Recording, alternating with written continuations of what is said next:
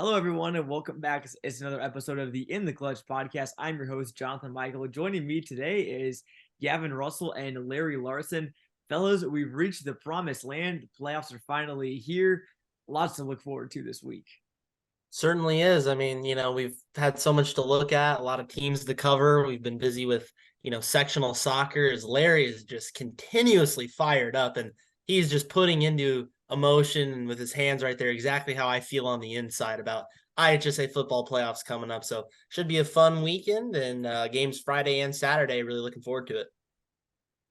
Yeah, I'm so excited I can't sit still. That's a lot of build up to these playoffs, and I think it's the same thing every year, to an extent, but a lot of teams this year with a lot of expectations going into the year, and ultimately, I don't think many people remember what you do in the regular season, but they sure remember what you do in the playoffs. That is certainly true, and we're gonna get into all of our playoff matchups coming up here soon. And also maybe just talk briefly about the teams whose seasons came to an end last week. We mentioned it. Obviously, even though that not every team makes the playoffs or whatever, still doesn't mean that they didn't have good seasons or progress, to their goals, even past their goals that they had for the season as well. But fellas, we had two really great games last week on Cliff Sports Media. Had Dunlap, Metamora, and then also Bloomington Central Catholic and Prairie Central. We kind of dug into some Illini Prairie Conference action, and I guess we'll start with Dunlap, Metamora, and everything. I know neither one of you guys were on the call with me, but that was a great game, and Metamora. John, I hate to cut you off. I'll ask the question. John, Ahead. what were your takeaways from that game? Thank you, Larry. I appreciate you asking me and not having to answer my own question there, but yeah, Dylan Metamora was, obviously it was great. All you could ask for in the first half, and also all game long as well. A couple big plays. Nick Rhodes really showed what he could do running the ball. I talked actually, ironically enough, at the start of the broadcast, saying, obviously a lot of people talk about him being a dual threat guy. He doesn't take off and run. At least, you look at his stats. He doesn't take off and run as much as you would expect him to. But he really did. On last Friday night, and had a big 70-yard run. Also had a 15-yard scamper as well. Dunlap. Again, they started the game hot, having a pick from Max Sutter that was a yard away from being a pick six. And then they got a big score from Kendall Netters as well. And then one more before the half, got up 21-20. So it was almost like watching a Big 12 game in the second quarter. It was just, score on one end, score on another end, score on another end. I'm like, wait a second, we're still in the middle line, right? And then it, got back to true middle line football in the second half is, ground and pound, lots of, turnovers on downs and stops, a lot of run plays and everything. And then Metamora won the game in the craziest way possible. They handed it off to Jadon Cranford on either third or fourth and goal from inside, I believe, the 15-yard line. Cranford fumbled it. And we're like, okay, well, it looks like Dunlap's going to take over and probably hang on to this game, bleed some clock, and win.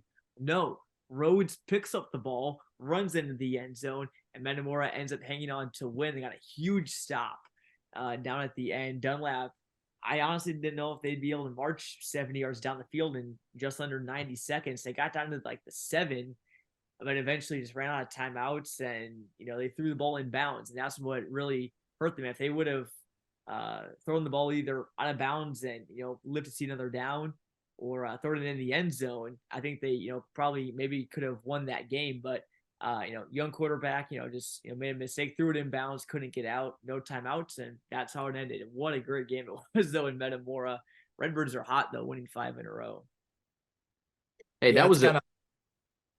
Sorry, Larry. I will defer to you. All right. Sure.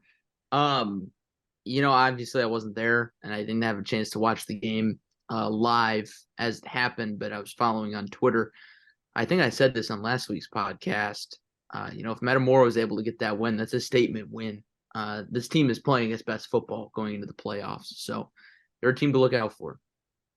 Yeah, I mean, that was pretty much the point I was going to make. Dunlap has a couple questions to answer, and they have obviously a younger quarterback duo there that they haven't necessarily been in these situations yet much in their career, but they'll get there, and that they're progressing very fast. they still have much potential to pull out the wins here in the playoffs. They're certainly not far from that. But these are things that, a couple of years from now, they're in a similar situation. I think Dunlap probably fares a little bit better, but a lot of credit to the Redbirds, pulling out. It's a gutsy win in week 9, one you want a lot of momentum for. And I got a lot of credit to both teams for playing a good football game. Yeah, that was, I think, really towards the end of the year, we've been blessed to, have some great games. Obviously, we try and pick the best games in the area, and it's more often than not, they usually end up pretty close. We had some bad luck earlier in the year, with some games that maybe weren't as close as we expected them to be. But last couple of weeks with Washington and Dunlap, and then Normal West, Peoria High, Dunlap, Metamora. Talking about the WMED games, at least I had some great games also on CSM. Morton Dunlap was great, and also Prairie Central and Bloomington Central Catholic was good as well. Again, I haven't been able to watch that game live and everything yet. I don't know about you guys as well, but I was there live, so that was a little different experience for me. Oh, that is true, yeah.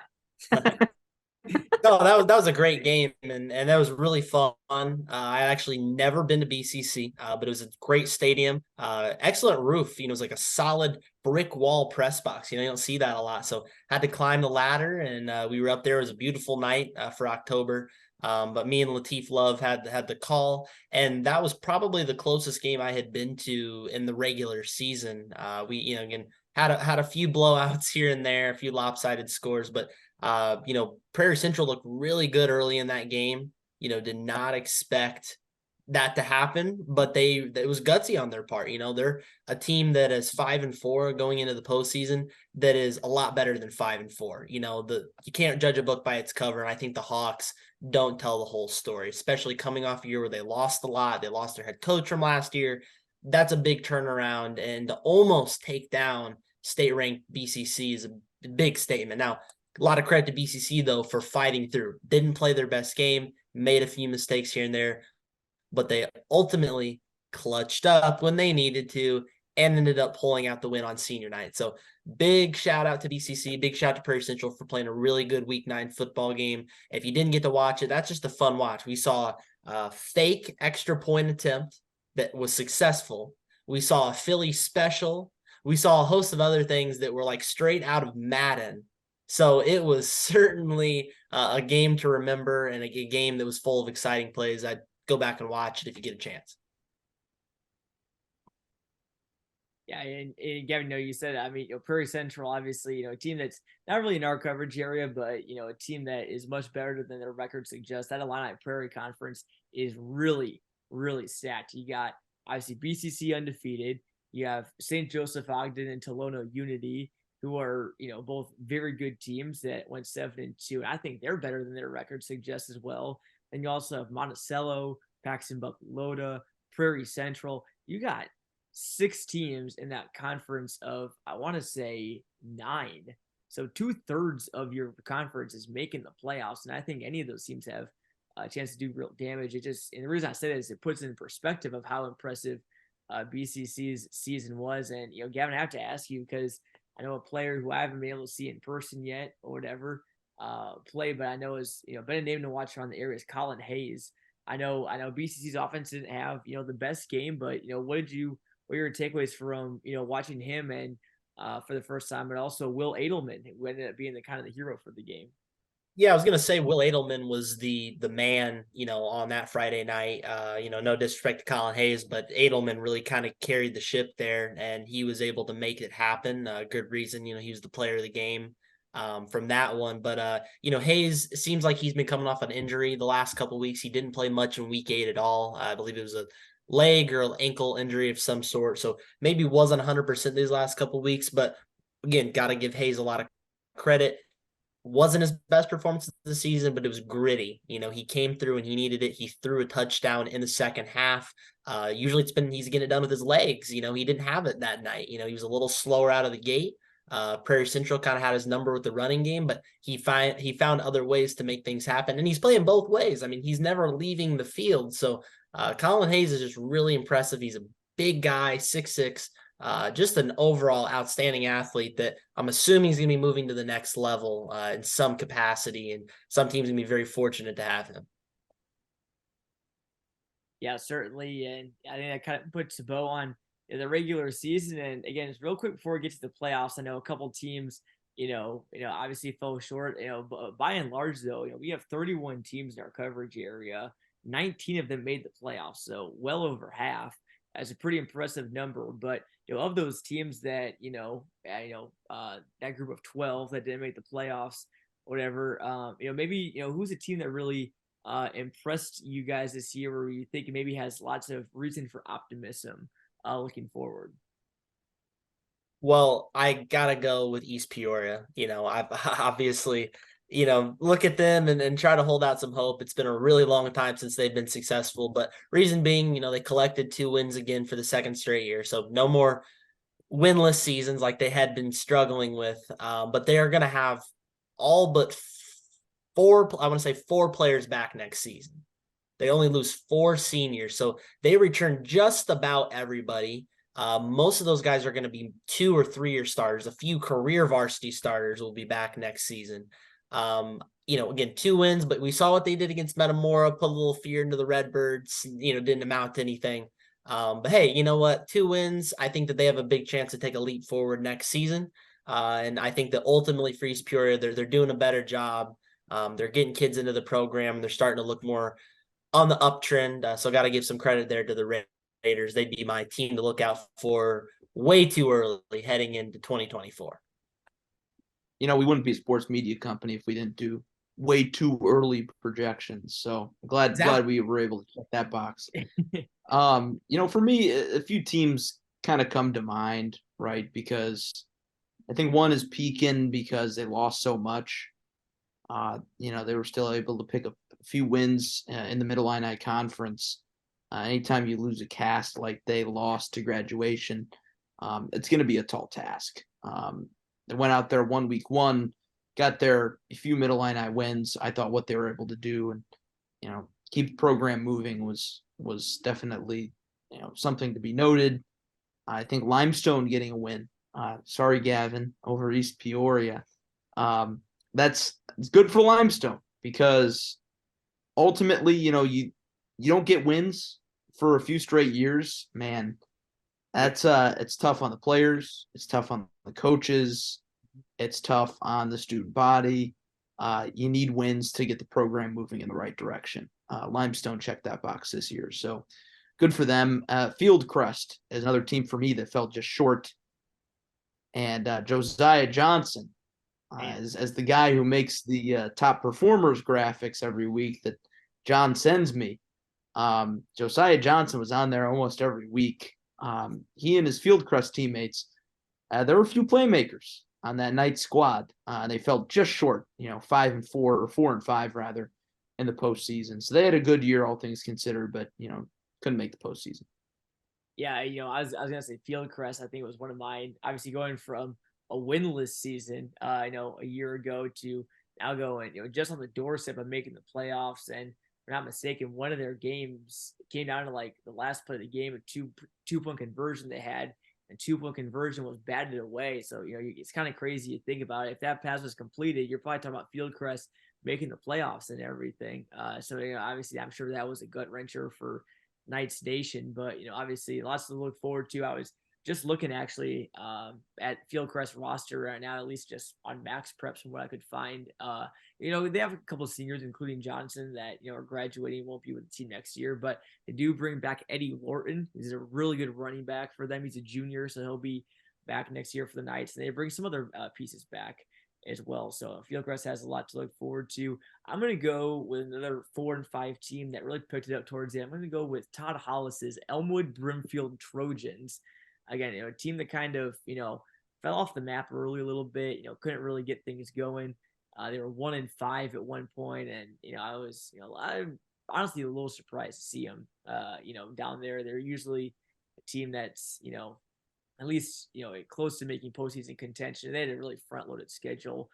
They won 3 games at the end of the year. They gave Farmington, one of the top 10 teams in Class 2A, a scare, almost beat them. So that just really proves the whole adage true of you got to throw the records out the window when you're playing your rival, because Elmwood Brimfield and Farmington do not like each other. But I was really impressed with what they were able to do in that game. I think that's just really significant of, how Hollis was able to kind of turn his team around and get his guys going and head into the offseason with some momentum. I know what he does with his guys over the offseason is always great. I see on Twitter he visits every player's house and with their family, just talks to them about the upcoming season and their goals and just really just a good bond that he has with his guys over there, a little bit northwest of Peoria. So moving on now to the playoffs itself, guys, I'll kind of leave it up to you. Where do you guys want to steer this ship? Lots of good games to talk about. Where do you guys want to go from here? I want to go to Bloomington. I want to go to State, John. I want to go to State. Yeah, you want to go to State? We can start where Great answer. Where the State is being held. Obviously, Hancock Stadium and Normal, Bloomington or Normal, any of those schools. Sure, we can start there. I was more making a joke that you're in the playoffs, you want to go to State, right? So I guess we're trying to go to Bloomington. All things considered, but I suppose we can start close to Hancock Stadium.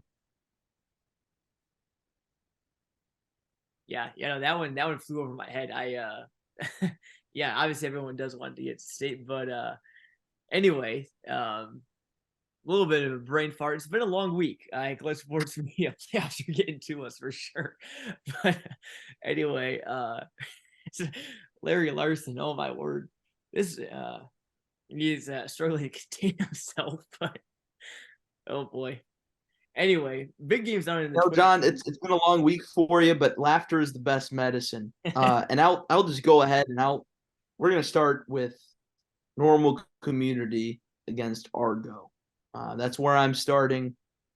Biggest school in the area in the postseason in 7A.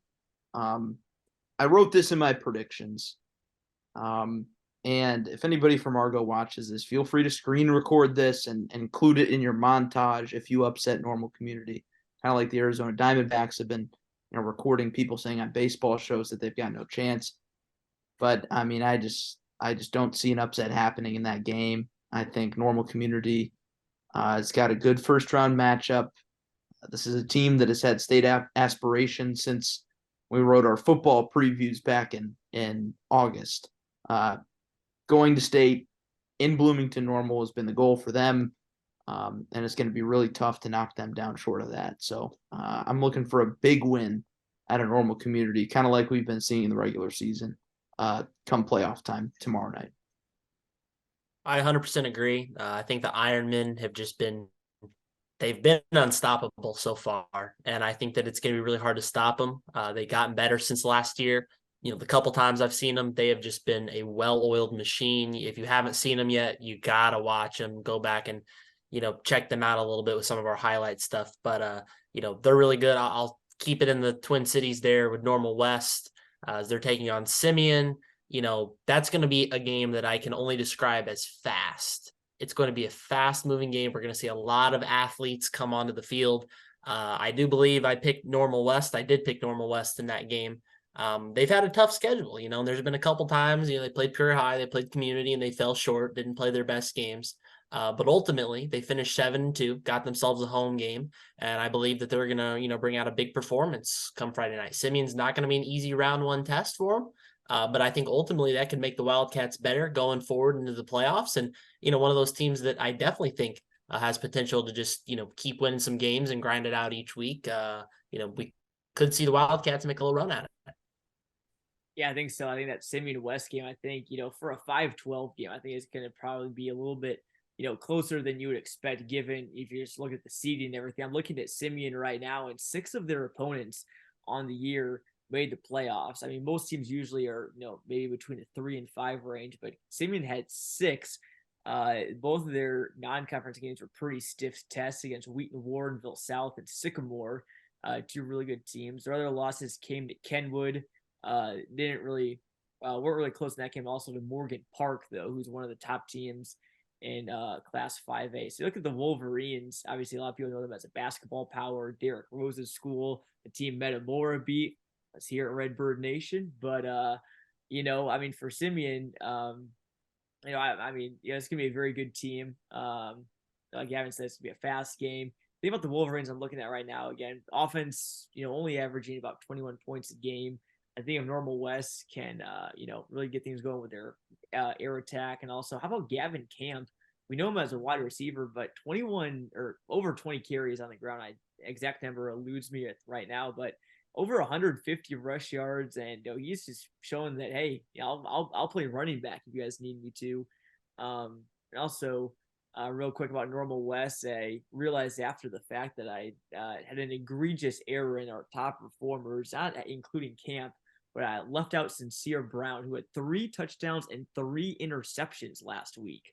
So Sincere or anyone from Normal West, you guys are watching this, I am very sorry that I missed. I guess you could say sincerely sorry that I oversighted that, but a great game for him, and we'll get you next time for sure. I think that should be a great game.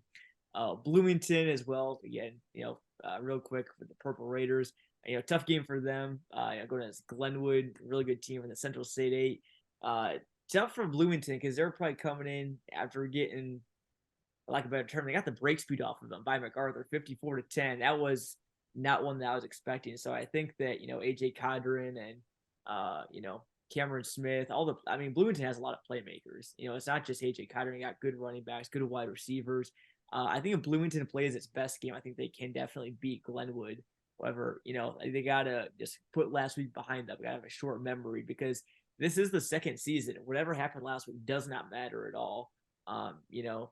This is a whole brand new season. I think Bloomington just has to realize that. So, let's move things back to Peoria a bit, shall we? Let's talk maybe some Mid-Illini. Start with Morton Providence Catholic. That should be an interesting game. One of a couple of games around the area that features a dreaded suburban Catholic school team.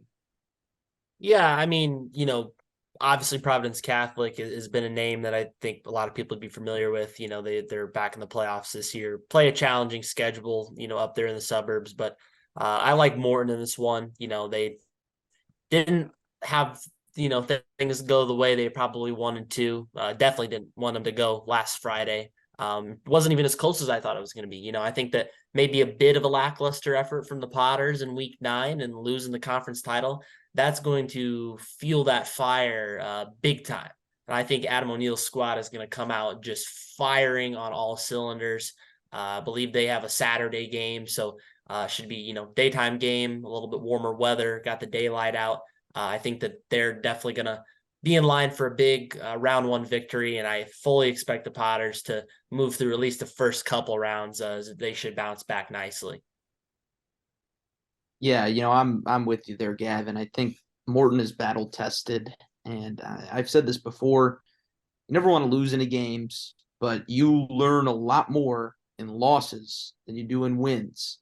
And I'm sure Morton learned a lot from last week playing against Washington. And yeah, I'm kind of in agreement there. I expect Morton to advance a few rounds. I think that's going to put a little bit of a chip on your shoulder. And whenever you get a team that's 8-1 with a chip on its shoulder, look out. Yeah, no kidding. I think Morton will be looking good. Anyways, real quick, just doing some scouting of the opponent. I'm on the IHSA website right now, looking at what Providence has been able to do this year. They come in at 5-4, and everything. It's just obviously the minimum you could be to get in the playoffs. So there were a couple 4 and 5 teams that snuck in, but look at 5-4, you think, okay, it's not great. I'm looking at their record from last year. I mean, it's right here. Their record, you don't see this hardly ever at all in IHSA football. Their final record was 9-5, which meant that they got in the playoffs last year at 5-4, then won 4 straight games, got to the state championship game, and then lost it. So, obviously you can say Providence Catholic, they're only 5-4, but you do have to respect them a bit and everything. They were able to do the same sort of thing last year. This year they lost to 2 8-1 teams, 2 6-3 teams. However, they don't have any wins other than against Montini, who's a little bit of a smaller Catholic school, against any teams that are above 500. So I know Providence, I think, is a team that is looking for that marquee win. Morton has gotten a couple of those. They beat Metamora, they beat Dunlap. I think that should be a close game, but again, I think Morton is going to pull it out. I have faith in Adam O'Neill. So, Obviously, we'll talk about Danville, Washington here in a bit. Dunlap playing Blue Island, Eisenhower Eagles. Talk about a team that really is hoping to reset for the playoffs. And obviously, we talked about it last week. If they lose, they're probably going to be on the road. And what do you know? They just barely have to go on the road. They're the 9th seed. Yeah, I mean, that's pretty close, John. And like I've said before on the podcast with my predictions, if you see us and pick them, come at me, tag me on Twitter or whatever, you can disagree with my pick. And, I've been wrong several times this season, but, I think it's going to be a close game. I ultimately picked Blue Island in this one. And, you get that with the two closest seeds coming together. You expect a really close matchup and a really even keeled game. So, Dunlap more than has potential to win this. I don't think that they're very far. This is about a 50-50 coin flip, but I just think home field advantage and, Dunlap having some struggles in recent weeks, they may fall short. Although, again, the Eagles are going to be back for a couple of years. They have a really, really strong foundation for their program. They've got those two quarterbacks. And, once again, if they win, not going to be a surprise to me. But I think Blue Island pulls it out in a really narrow victory at home. I think this is a winnable game for Dunlap. Anytime you draw a team with same or similar record, at 6-3, hey, you never know. Kind of a toss-up game. You look at Blue Island, Eisenhower, and their schedule. By the way, I've got their Max Preps page pulled up. Really disappointing that the Blue Island Eisenhower Cardinals are red. Low-hanging fruit there, guys. Kind of messed that up. Let's maybe reassess next time. Just kind of stick with the name. But this is a team that's hung in there with some really good teams year in, year out. Their 23-20 loss against Richards. Oaklawn Richards really jumps out at me. This is a team that's played some stiff competition, but then again, so is Dunlap. This game is going to be all about how well Dunlap can move past last week and the week before, and the week before that coming in. They just went through the Middle Illini Conference gauntlet. It's a really tough draw, especially for a team that relies on a lot of young players. But if they can hit the reset button, they can win this game. Yeah, I certainly think so. And, I also, again, the Dunlap people can come at me if they want. I also picked Blue Island. Again, I think it's going to be a really 50-50 game. I give a slight advantage to the Cardinals because, they're obviously at home. It's a little bit of a long road trip for Dunlap. It's being played on a Friday night. So, obviously, playing on Friday night, the advantage is, you get to kind of stay in that routine, go to school during the day, got a game at night. But, Blue Island is not like traveling to Metamora. You're going a couple hours for sure. It's going to be a long day for the Eagles. So I think that's something certainly worth watching and everything. And again, it's all about how you bounce back. However, I think if Dunlap wins again, I'd love to see the Eagles pull it out. And I think if they do win, believe it or not, I think they would actually have a shot against Kankakee. I know it sounds crazy, but with how good their defense is, I mean, we saw Washington's defense only held them to 7 points back in week 2, and again, didn't even allow a scoring drive. It was on a kick return. So I think Dunlap would host that game as well against Kankakee if they were to move on. But I think that'd be something to watch out for. If Dunlap wins, I think you gotta watch out for them in week 2 because they can, again, a win would help them build them some momentum as well. So that'll be a fun one as well. Real quick, guys, obviously, we'll talk about Washington and Metamora real quick before we wrap up. But one small school playoff game you have your eye on this week.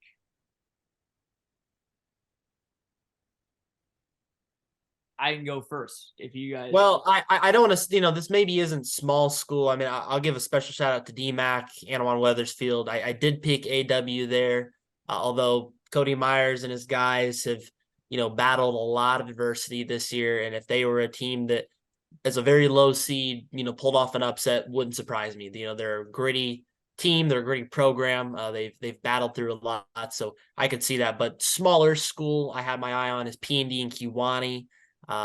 P&D, I picked against them a couple times this year. So I'm not biased.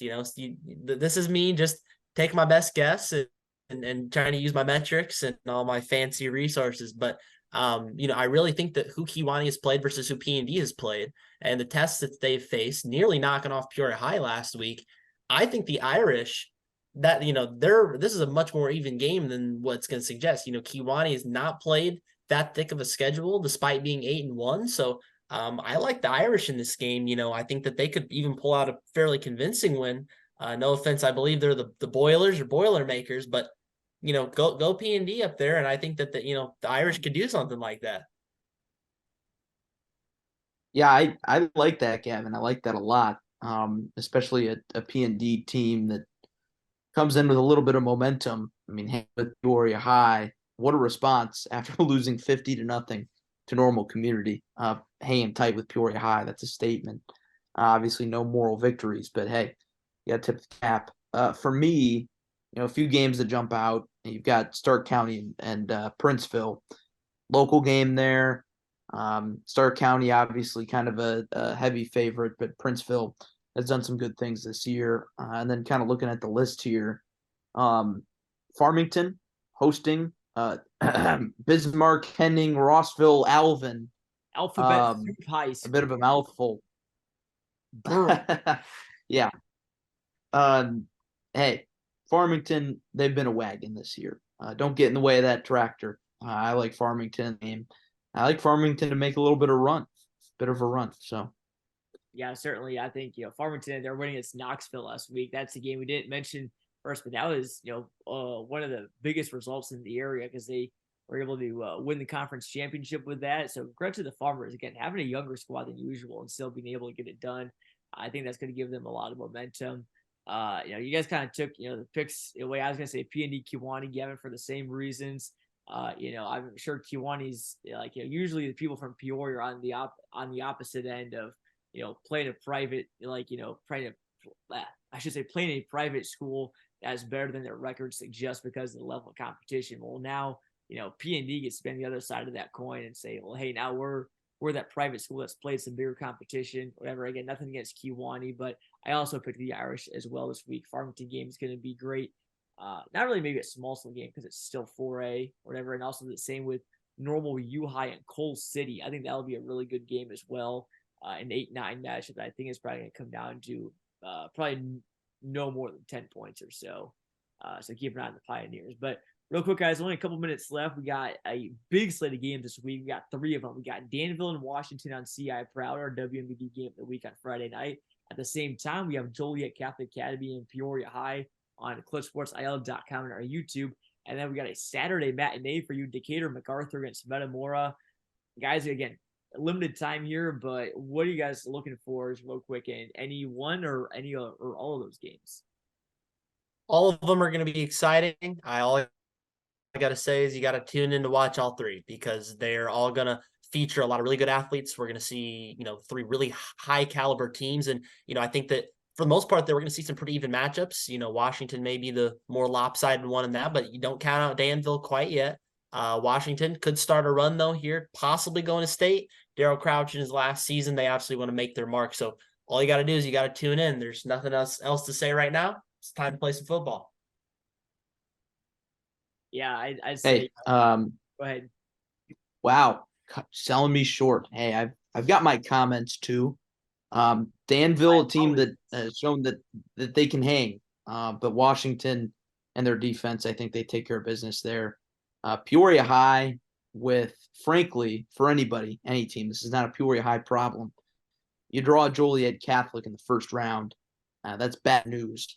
I do think that Peoria pulls it out. I do think that will be a very close game. And then Decatur MacArthur, I want to talk about another bad draw. That's a team that's red hot. Metamora is going to have their hands full, but like I said earlier, Metamora is playing its best ball right now. We're going to have the whole town out. I like Metamora to win that game. So, yeah, those are going to be all 3 great games. I think Danville, Washington, then kind of storyline of that. I talked with both of these head coaches earlier today. 2 of the most likable head coaches, I'd say, in the entire state. Obviously, you got Daryl Crouch's last season. We've talked about that over and over all season long. Going to be a big game for him. He doesn't want it to be his last. Then you got Marcus Forrest on Danville's side, a guy who had a heart transplant a couple years ago. Really, really cool guy. Just really enthusiastic about his program. He's a Danville guy, born and raised. He's really been able to do a lot of great things with that program. He loves his kids. And he runs his program a certain way. It's not. It's kind of it's kind of almost like Deion Sanders. It's not for everybody, but those players that he has, they buy in, and they've also won 3 in a row heading into the playoffs. So I think that'll be a really fun game to watch. And I know Marcus Forrest is excited to play and come up to Washington. I know Washington excited for the game as well, big home game. And then again, Joliet Catholic, Peoria High, going to be a great game. I think one could be a shootout. Peoria High's defense, I think, has got to come to play. But again, even if they don't, I think their offense may still be able to do enough to win in a game that could end up being like, I don't know, 65-52 or something like that. That could be a really fun game.